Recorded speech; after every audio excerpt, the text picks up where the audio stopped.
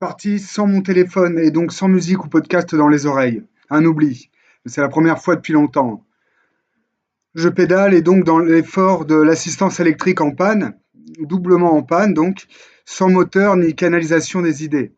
Je suis depuis 3 semaines dans une grande redescente suite à 2 années hautes, très hautes, dans mon trouble bipolaire. J'ai suivi un long processus égocentrique qui m'a isolé dans une bulle aujourd'hui éclatée.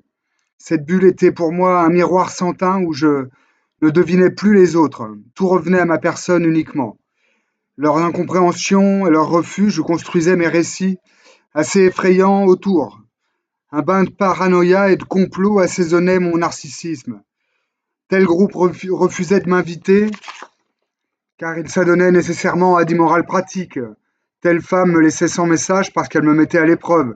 Je ne pouvais entendre, je ne faisais peur que je faisais peur simplement, dans mes délires et dans mon absolu, sans humour ni second degré bien souvent.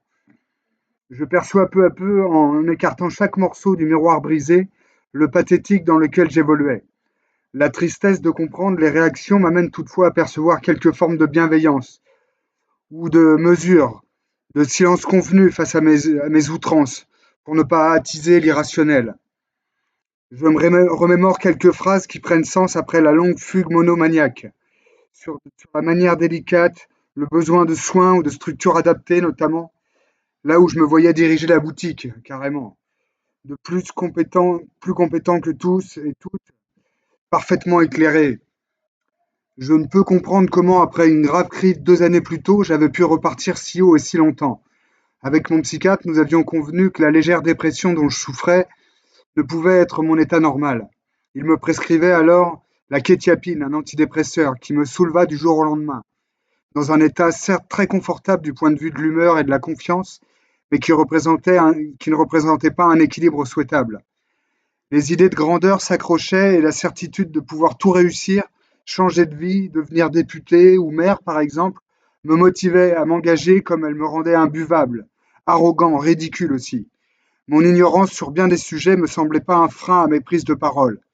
Dans mes écrits solitaires, pourtant, tout un tas de remarques adressées à la terre entière me qualifiaient tout aussi bien. Arriviste, aventurier, opportuniste, incompétent, sans doute j'avais une partie du puzzle, mais en aucun cas l'envie de me débrancher, ni la possibilité d'entendre des retours critiques. Les proximités, sans même parler d'amitié, mises à mal, ne se sont pas consolidées. Un être un peu sain d'esprit aurait noté l'isolement plus grand dans les excès, aurait corrigé le tir. J'en étais incapable et cela fut la fuite en avant des derniers mois en 2025. Je pensais vite et bien, comme doté d'une grande lucidité, mais ne pouvais approfondir aucun sujet, si ce n'est l'engagement pratique et plus durable dans les deux collectifs. J'ai fini par tout envoyer paître et accuser de mille mots mes camarades, là où je cherchais des solutions et des débats, des articulations impossibles. Alors les idées qui s'accrochaient sur la grande précarité et les politiques racistes m'ont aspiré. Comme je ne pouvais avancer dans les situations idéales envisagées, du type être élu ou devenir intellectuel médiatique, j'imagine, j'abandonnais mes derniers garde-fous et accusais tout le monde, presque comme si je choisissais le passage par le sol, finir à la rue. La mendicité. Je ne sais comment l'esprit pouvait encore y voir une porte de sortie. Tout du long, cette logique de porte de sortie me tenait, de m'extraire de ma condition d'anonyme, de la morose banalité du quotidien, parce que par rapport à mes référents culturels, de médias parisiens, de musiciens, je me considérais bien vite comme supérieur, puisque je méritais non pas une égale réussite, mais la possibilité de prouver que j'étais meilleur encore et que j'allais changer le monde. Dans cette lucarne de l'être exceptionnel, je pouvais trouver du souffle encore, pour changer de sujet. Si ce n'était la ville de Nantes, ce serait l'Élysée, où je balançais entre devenir conseiller très spécial ou carrément président. J'avais bien le niveau. Ma supériorité s'entretenait parce que j'imaginais tenir, entre guillemets, maîtriser les enjeux globaux. Mes engagements, comme mes échecs, notamment au Mali, devenaient d'incroyables légitimités. Ma maladie était juste une façon de cacher le génie. Tout du long de ma vie médiocre, pensais-je, j'étais à l'épreuve de la patience et de mille pièges. Mais j'avais tout surmonté. En vérité, je n'ai qu'une connaissance très basique des enjeux politiques et un vécu seulement à même d'éclairer la décroissance, si vous voulez, mais aussi des jours sombres, de l'affectif, des amitiés laissées s'éteindre. Mon mode de vie, ni ma grande solitude ne sont pas ce que je transformais en force, en me mentant chaque jour, mais bien un isolement, lié à des années d'alternance, de grande discrétion et d'outrance parsemées de parfaite folie. J'ai volé le camion de l'autre cantine sans projet particulier. Je peux juste revenir sur cette idée de porte de sortie et de jeu dans lequel je me pensais concourir. Une des astuces que m'adressait l'esprit était le Truman Show. J'étais persuadé d'être connu de la ville entière, sentiment vécu également à Marseille. Je devais, d'un voyage, je devais avoir un regard particulier car en effet je percevais beaucoup de contacts dans la rue ou dans les transports. Je facilitais les échanges et surinterprétais les réactions aux discussions. Elles n'étaient pas spontanées pour moi, mais relevaient la plupart du temps de ce grand jeu dont j'étais le héros.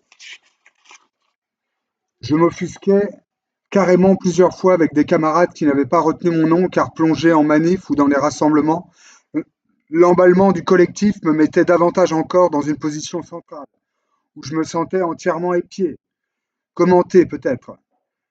Je n'ai jamais trop détaillé quel aurait pu être le dispositif, terme que j'ai toutefois beaucoup employé dans mes discussions parano ou vidéo. Et voilà, j'étais au centre de quelque chose, surveillé. Mais voilà déjà que ces introspections autour de mes phases maniaques me ramènent au nombril que je voulais comprendre, dont je voulais m'écarter. Quand je voulais comprendre aussi ceux et celles que j'ai mis à mal et qui m'étaient proches. Je vais devoir individualiser les explications et excuses, mais ce texte me semblait utile pour donner à comprendre la lucidité que m'offre un nouveau traitement. Ça n'est valable peut-être qu'un temps, mais je profite de ce temps de lucidité donc, pour essayer de décrypter un peu. Après coup, donc, qu'est-ce que c'était le trip égocentrique, monomaniaque, tout puissant?